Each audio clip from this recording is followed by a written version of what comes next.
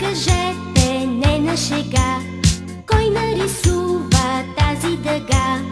Пъстра, красива, казвайте кой? Аз или ние, ти или той? Вярно познахте в нашия град, аз си измислях цвят по цвят.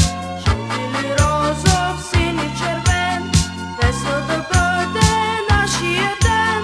Гледайте всички, листа му бял, цялата пъстра дъга е побрал.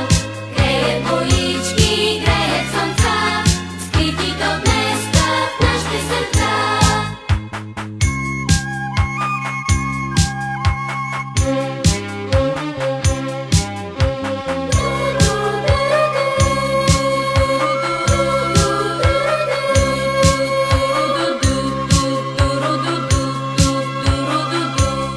Моля, кажете не на шега, как ще огрее тази дъга?